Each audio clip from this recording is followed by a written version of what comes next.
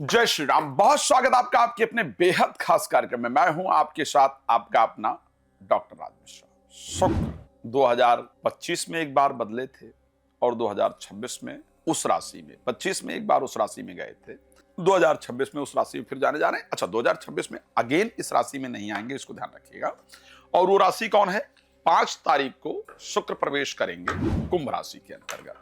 शुक्र कुंभ राशि में दोबारा, अगर मैं 2026 की बात करूं तो 2026 में शुक्र सिर्फ 1 जनवरी 2027 तक वृश्चिक राशि में पहुंचेंगे, यानी कुंभ में दोबारा नहीं जाएंगे।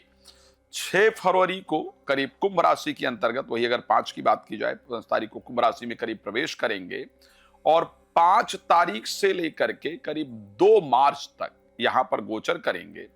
2026 में कुंभ राशि में जाना सभी राशि के लिए कैसा होगा, आपके लिए कैसा होगा, आपको क्या देंगे, क्या अगर अच्छी परिस्थिति में आएंगे तो आपको कुछ अच्छा देंगे या नहीं देंगे, आपके जीवन में बदलाव करेंगे या नहीं करेंगे, ये बहुत महत्वपूर्ण विषय है। इस विषय पर मैं चर्चा करूंगा, लेकिन आपको सबसे पहले जानकारी दे देता हूं कि यदि आप चाहते हैं अपने क्षेत्र में श्री राम कथा, श्रीमद् भागवत कथा, श्री महापुराण कथा, इवन अगर सुंदरकांड पाठ संगीत में आप चाहते हैं, या आप चाहते हैं कि आपके घर में जो अशांति है, आर्थिक दिक्कतें हैं, पैसे को लेकर दिक्कत है और इतने सारे उपाय के बाद भी, इतनी सारी चीजें करने के बाद भी सॉल्व नहीं हो रही है, जो प्रॉब्लम आ रही है उसका कारण कहीं घर की कोई दिक्कत तो नहीं है, तो आप उसके लिए मुझे प्लीज कॉल कर सकते हैं।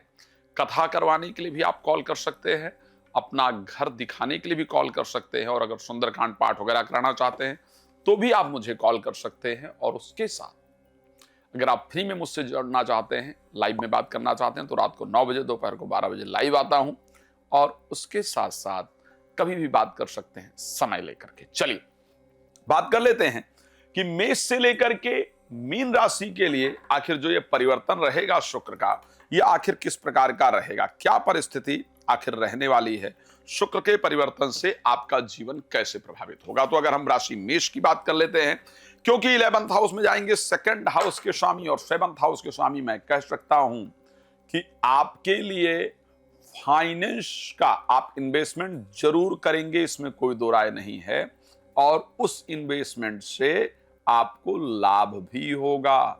इस बीच में आप पैसा लगाएंगे भी और उस पैसे से आपको लाभ भी निश्चित रूप से होगा।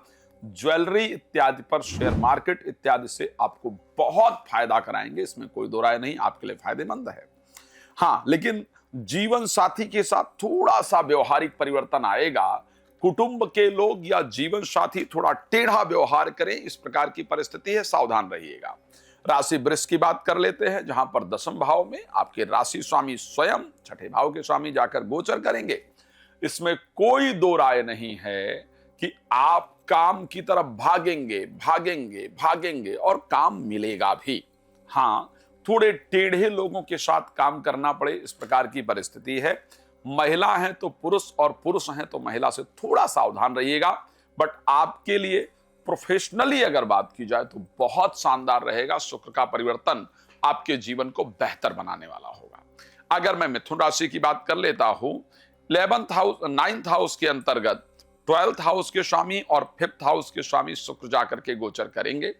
ऐसा कहा जाता है कि शुक्र 9th हाउस के अंतर्गत जब जाते हैं तो व्यक्ति को राज्य मंत्री इत्यादि बना देते हैं, कुछ इंपॉर्टेंट पोजीशन दिला देते हैं, कुछ नई शुरुआत करा देते हैं। मैं ये कह सकता हूं कि जो दंपत्ति संतान इत्यादि को लेकर के परेशान थे, आपको संतान से संबंधित गुड न्यूज शुक्र जरूर दिलाने जा रहे हैं, इसमें कोई दो राय नहीं है। साथ में आपको धार्मिक यात्राएं बहुत सारी होने वाली है, इस प्रकार का योग है, भाग्य उदय हो ऐसी परिस्थिति रहेगी। हम बात कर रहे हैं राशि कर्क को लेकर के, जहां पर 8th हाउस के अंतर्गत गोचर करेंगे 4th हाउस के स्वामी और 11th हाउस के स्वामी। दो चीजें ध्यान रखिएगा, अगर आप विदेश ट्रैवल के लिए कोशिश कर रहे हैं या कर रही हैं तो समझ लीजिए वो संयोग आपका बन गया। विदेश यात्रा के लिए, चाहे वो घर से बाहर निकलने की अगर मैं बात करूं, चाहे मैं घर से बाहर निकलने की बात करूं, प्रदेश से बाहर निकलने की बात करूं, जिला से बाहर निकलने की बात करूं, अगर उसके लिए आप प्रयास कर रहे हैं, कर रही हैं, आपकी कर्क राशि है तो सफलता मिलेगी। प्रॉपर्टी बेचने का प्रयास करने वाले हैं या कर रही हैं तो आपको निश्चित रूप से उससे सफलता प्राप्त होगी, इसमें कोई दो राय नहीं। बट ध्यान रखिएगा, कोई आपका अपना जो आपके दिल के बहुत नजदीक हो वो आपसे दूर जाए, इस प्रकार की परिस्थिति बनी। खैर, भगवान आपको प्रसन्न रखें, मेरी शुभकामनाएं। उपाय भी अंत में जरूर बताऊंगा।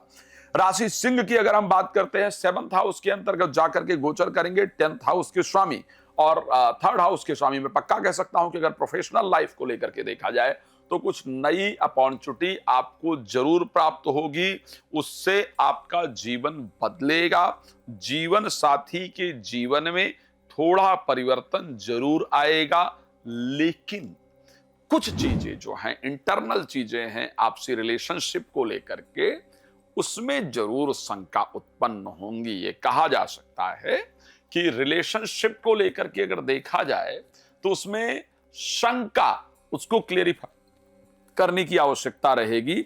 मैरिज को लेकर के अगर बातचीत चल रही थी तो वो डन हो जाए, इस प्रकार की परिस्थिति है। स्वास्थ्य आपका निश्चित रूप से बेहतर होगा। बात करते हैं राशि कन्या को लेकर के। एक चीज जरूर कहूंगा आपको, एक तो इस समय पर कोई इन्वेस्टमेंट करने से आपको बचना है। ओके, कुछ रुकावटें कामों में आएंगी, उसके लिए परेशान नहीं होइएगा। कई बार परिस्थितियां हमारे पक्ष में नहीं होती हैं तो उस समय थोड़ा धैर्य रखना चाहिए। परिस्थिति परिवर्तन होने पर चीजें चेंज हो जाती हैं। इस समय एक और चीज जो है वो है कि आपका मोटापा बढ़े, शुगर लेवल फ्लैक्चुएट हो, इस प्रकार की कंडीशन है। सावधानी रखेंगे बेहतर रहेगा। महिलाओं का, अगर पुरुष हैं तो स्पेशली आपके लिए इंस्ट्रक्शन है मेरी तरफ से कि महिलाओं की रिस्पेक्ट बहुत जरूरी है। दुर्गा जी के सामने कपूर जलाते रहेगा, परिस्थिति अच्छी रहेगी। बात कर लेते हैं राशि तुला को लेकर के, जहां पर पंचम भाव में राशि स्वामी गोचर करेंगे। किसी के प्रति आपका अट्रैक्शन निश्चित रूप से बढ़ेगा। संतान के विवाह इत्यादि को लेकर के अगर परेशान हैं तो वहां वो परेशानियां आपकी दूर होंगी। एजुकेशन से भी अच्छे रिस्पांस आपको मिलेंगे। पढ़ाई इत्यादि में मन लगेगा और इस समय क्योंकि कुछ बच्चों के 12th के पेपर हैं तो आपके लिए बहुत फायदेमंद रहेगा। किसी के प्रति अट्रैक्शन बढ़े, बस एक बात ध्यान रखना होगा, एक तरफा अट्रैक्शन होने से, यानी सामने से पॉजिटिव रिस्पांस ना हो और आप जाकर के प्यार का इजहार कर दें, जिसके बाद सामने वाला कंफ्यूजन या सामने वाली कंफ्यूजन में हो कि क्या हां करूं या ना, तो प्लीज अभी प्यार का इजहार करने से रुकने की आवश्यकता रहेगी। राशि वृश्चिक की बात कर लेते हैं। यहां पर मैं पक्का कह सकता हूं, जीवन साथी की तरफ से या जीवन साथी को, ध्यान रखिएगा, जीवन साथी की तरफ से या जीवन साथी को प्रॉपर्टी इत्यादि प्राप्त हो, या जिसके लिए दिल में आपके बहुत दिन से इच्छा थी कि ये चीज मुझे मिल जाए, जीवन साथी की तरफ से कोई ऐसी चीज आपको दिलाई जाए, इस प्रकार का संयोग आपकी राशि में है और वो जरूर होगा।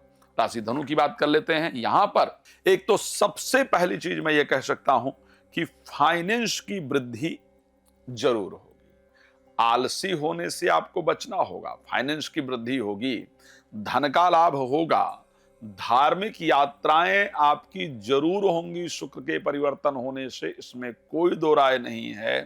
पर आपको एक बात कहना चाहूंगा, भाई बहन शंका करें या आप उन पर शंका करें जिस कारण से रिलेशन खराब हो, प्लीज बी केयरफुल। बात कर लेते हैं राशि मकर को लेकर के, जहां पर आपके बोलने से, ये मैं पक्का कह सकता हूं और ये मैं निश्चित कह रहा हूं कि कोई ऐसा काम है बहुत दिन से रुका हुआ है और वो आपका हो जाएगा। आपके बोलने से बड़ा मिठास वाला प्रभाव पड़ेगा, लोग बहुत इंप्रेस होंगे, इसमें कोई दो राय नहीं है।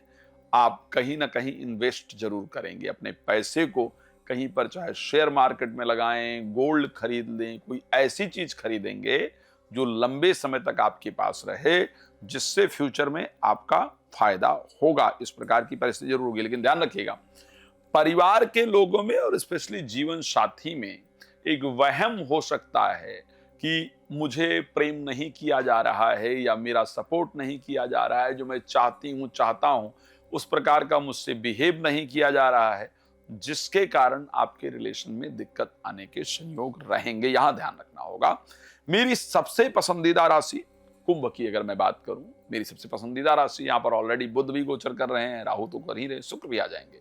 मैं एक बात कह सकता हूं, 5 तारीख से पहले अपना चेहरा देख लीजिएगा, एक फोटो खींच के रख लीजिएगा।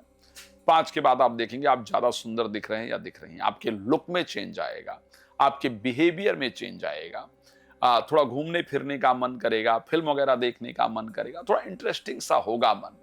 और उस इंटरेस्टिंग से मन में, क्योंकि ऑलरेडी बुध भी वहां गोचर कर रहे हैं, तो हंसते हंसते आप बहुत सारे अपने काम निकाल पाएंगे, क्योंकि ये मेरी सबसे पसंदीदा राशि है, इसलिए प्रयास भी इस राशि पर मैं सबसे अधिक करता हूं।